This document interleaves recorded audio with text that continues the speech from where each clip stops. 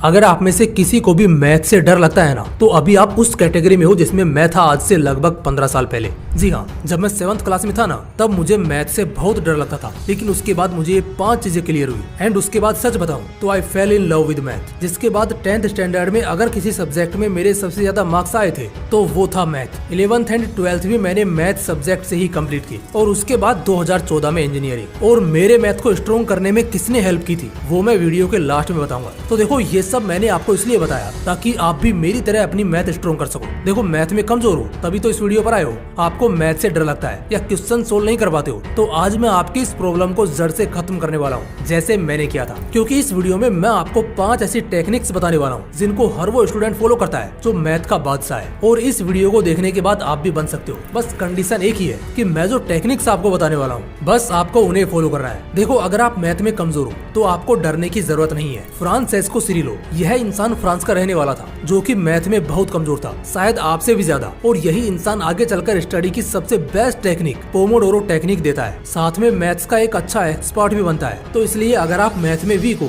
तो डरने की जरूरत नहीं है, क्योंकि आपको भी फ्रांसेस्को सिरिलो की तरह कमजोरी को ही अपनी ताकत बनाना है। देखो दोस्त, अगर आज तुम इस वीडियो को स्किप कर दोगे सिर्फ ये सोचकर कि इन 10 से 12 मिनट में यह क्या ही बता देगा, तो शायद आप आज से 2 साल बाद भी मैथ से ऐसे ही डर कर भाग रहे होंगे जैसे कि आज भाग रहे हो, क्योंकि तुम इस कमजोरी को ताकत बनाने पर काम कर ही नहीं रहे हो। देखो दोस्त, आप मैथ से भाग नहीं सकते। आपका लगभग हर एग्जाम में इसे सामना होगा, यहाँ तक कि रियल लाइफ में भी। इसलिए इससे डरकर भागने के बजाय इसे अभी स्ट्रॉन्ग कर लो, फायदे में रहोगे। क्योंकि अगर आज आपने इसको स्ट्रॉन्ग नहीं किया तो आने वाले कल में यही मैथ आपको लाइफ में वीक बना देगी। आज मैं आपको मैथ की जो 5 टेक्निक्स बताने वाला हूँ, उन्हें मैं आपको बिल्कुल सिंपल तरीके से समझाने की कोशिश करूंगा ताकि आपको सब कुछ अच्छे से समझ आए। आई नो इंट्रो थोड़ा लंबा हो चुका है, चलो अब मुद्दे की बात बनाते हैं। हर बार की तरह सबसे पहले हम प्रॉब्लम को समझेंगे कि आखिर मैथ से हम डरते क्यों हैं, हम इससे दूर क्यों भागते हैं। तो मैथ से डर लगना, इसको बोलते हैं अरिथमोफोबिया। और यह फोबिया हमारे अंदर तब क्रिएट होता है जब हम बार बार ये सुनते हैं कि मैथ्स बहुत ज्यादा टफ है, और हम बचपन से यही तो सुनते आए हैं। तो सबसे पहले आपको मैथ के इस डर से खुद को आजाद कराना होगा।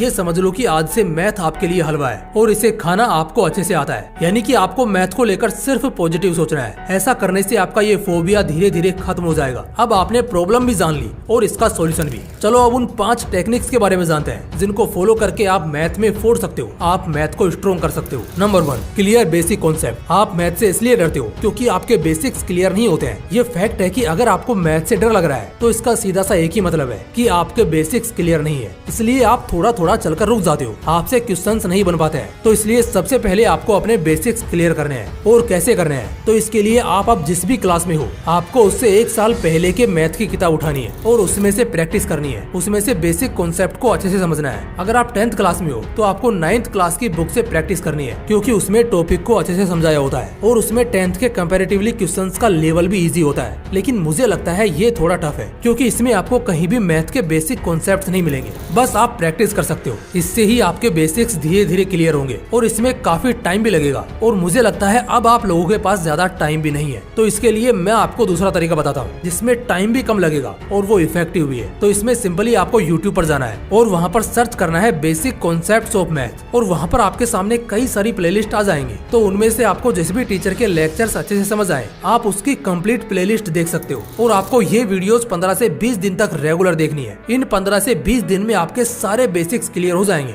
यानी कि मैथ्स में आपकी नींव मजबूत हो जाएगी, आपके अंदर थोड़ा कॉन्फिडेंस आ जाएगा। और इसके बाद क्या करना है, इसे हम सेकंड पॉइंट में देखते हैं। Point number 2, increase your calculation speed. ये जो कैलकुलेशन है ना, ये मैथ की स्पाइनल कोड है, यानी कि रीढ़ की हड्डी। और अगर आपकी रीढ़ की हड्डी ही कमजोर होगी तो क्या आप दौड़ पाओगे? कभी नहीं। यानी कि बिना कैलकुलेशन स्पीड को इंक्रीज करे आप मैथ के क्वेश्चंस को तेजी से सोल्व नहीं कर पाओगे। आप क्वेश्चंस सोल्व करने में स्पीड नहीं ला पाओगे। एग्जाम्स में हमारे जो मैथ के क्वेश्चंस रॉन्ग होते हैं ना, उनमें से 60% क्वेश्चंस रॉन्ग कैलकुलेशन की वजह से ही गलत होते हैं, क्योंकि एग्जाम्स में थोड़ा प्रेशर भी होता है और टाइम भी कम होता है। इसलिए हमें क्वेश्चंस को जल्दी जल्दी सोल्व करना होता है और हमारी कैलकुलेशन पर अच्छी पकड़ नहीं होती है। इसलिए जल्दी जल्दी के चक्कर में हम कैलकुलेशन रॉन्ग कर देते हैं, जिसके कारण हमारा क्वेश्चन गलत हो जाता है। इसलिए आपको अपनी कैलकुलेशन स्पीड को इंक्रीज करना होगा, कैलकुलेशन पर पकड़ बनानी होगी, ताकि कैलकुलेशन की वजह से आपका कोई भी क्वेश्चन गलत ना हो। और कैलकुलेशन पर पकड़ बनाने के लिए सबसे पहले तो आपको बोर्ड मास की अच्छे से प्रैक्टिस करनी है। इसके बाद आपको कम से कम 30 तक टेबल याद करनी है और 30 तक के स्क्वायर रूट्स और कम से कम 20 तक के क्यूब रूट्स तैयार करने हैं। और इसके साथ आपको हर रोज कैलकुलेशन की प्रैक्टिस करनी है। ऐसा करने से आपकी कैलकुलेशन स्पीड जरूर इंक्रीज होगी।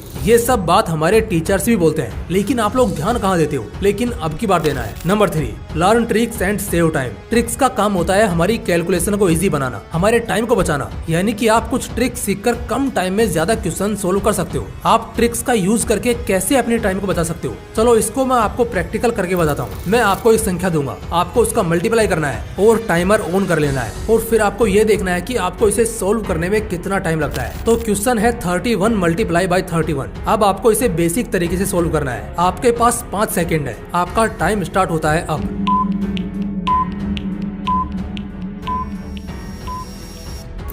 अब शायद इसे कुछ लोग कर पाए होंगे और कुछ लोग नहीं। अब मैं आपको एक ट्रिक बताता हूँ और इस क्वेश्चन को आपको इस ट्रिक से सोल्व करना है, और वो ट्रिक है MAM फॉर्मूला। यानी कि सबसे पहले आपको मल्टीप्लाई करना है, उसके बाद में एडिशन करना है, और फिर उसके बाद में दोबारा से मल्टीप्लाई करना है। जैसे कि हमारा क्वेश्चन वही है 31 मल्टीप्लाई बाय 31। तो सबसे पहले आपको इन दोनों संख्याओं के लास्ट डिजिट को मल्टीप्लाई करना है, उसके बाद फर्स्ट डिजिट को ऐड करना है, एंड आखिर में फिर से आपको फर्स्ट डिजिट को मल्टीप्लाई करना है। तो हमारा आंसर आता है 961। अगर आपको समझ नहीं आया तो वीडियो को दोबारा से देखो, और अगर समझ आ गया है तो मैं आपको दूसरी संख्या देता हूँ, आप उसे टाइमर के साथ सोल्व करो। तो संख्या है 41 मल्टीप्लाई बाय 41, और आपका टाइम स्टार्ट होता है अब।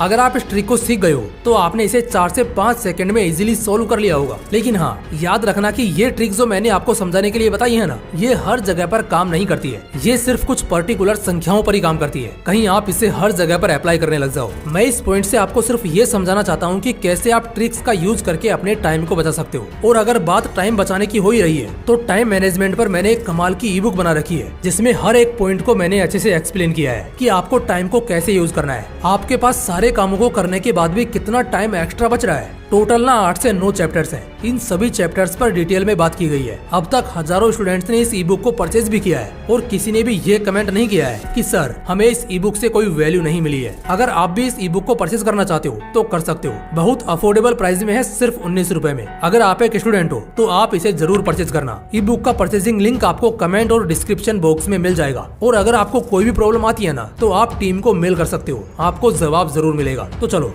फिर से वीडियो पर आते हैं और नेक्स्ट टेक्निक के बारे में जानते हैं। Number 4, use visualisation power. जब आप मैथ के फॉर्मूले याद करते हो तो वो आपको याद नहीं होते हैं, और अगर होते भी हैं तो आप उनको बहुत जल्दी भूल जाते हो, क्योंकि आपने उनको रटा था। बट अब आपको फॉर्मूलाज रटने नहीं है, बल्कि उन्हें अपनी विजुअलाइजेशन पावर के थ्रू याद करना है। इसके लिए आपको सारे इंपोर्टेंट फॉर्मूलाज को एक पेपर पर लिख लेना है, और उस पेपर को आपको किसी ऐसी जगह पर चिपकाना है जिस जगह पर आपको वो ज्यादा से ज्यादा दिखता रहे, आपकी नजर बार बार उस पर पड़ती रहे। जब आपकी नजर बार बार उस पेपर पर जाएगी तो धीरे धीरे वो सारे फॉर्मूले आपको बिना रटे याद हो जाएंगे, क्योंकि साइंस कहता है कि जिस चीज को हम विजुअल के थ्रू बार बार देखते हैं तो वो हमारी लॉन्ग टर्म मेमोरी में सेव हो जाता है, यानी कि हम उसे लंबे समय तक याद रख पाते हैं। तो इसलिए आज से ही फॉर्मूले रटना बंद करो और अपनी विजुअलाइजेशन पावर का यूज करो, क्योंकि रटते तो बचपन से ही आए हैं, लेकिन अब तक भी याद नहीं कर पाए हैं। Point number 5, practice. आपने ये तो सुना ही होगा, the more you practice the more you become better, यानी कि बार बार प्रैक्टिस करने से ही इंसान बेहतर बनता है। इसलिए अगर आप मैथ्स में कमजोर हो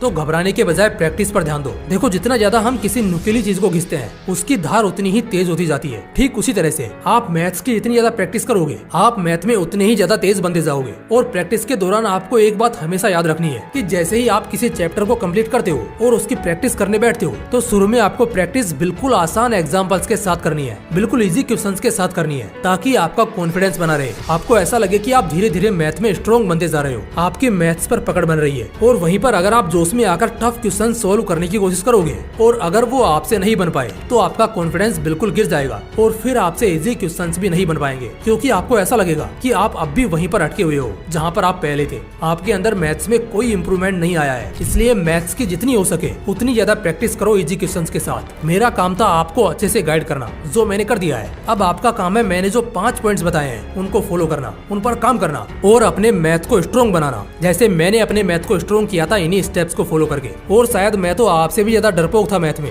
लेकिन मेरी मैथ को स्ट्रॉन्ग करने में हेल्प की थी कमल सर ने, जो कि राजस्थान के दौसा डिस्ट्रिक्ट के पिछूपाड़ा खुर्द में आज भी बच्चों को मैथ्स में टॉपर बना रहे हैं। तो अगर आप में से कोई इस जगह से है तो एक बार इनसे क्लास जरूर लेना। और हाँ, टाइम मैनेजमेंट की बुक का लिंक डिस्क्रिप्शन बॉक्स में है, एक बार चेकआउट जरूर करना। बाकी अगर आपको वीडियो पसंद आया हो तो वीडियो को लाइक करके अपने उस फ्रेंड के साथ जरूर शेयर करना जो मैथ में कमजोर है, जिसको मैथ से डर लगता है, ताकि वो भी मैथ को स्ट्रॉन्ग कर सके। तो चलिए मिलते हैं नेक्स्ट वीडियो में, तब तक के लिए जय हिंद, जय श्री कृष्णा।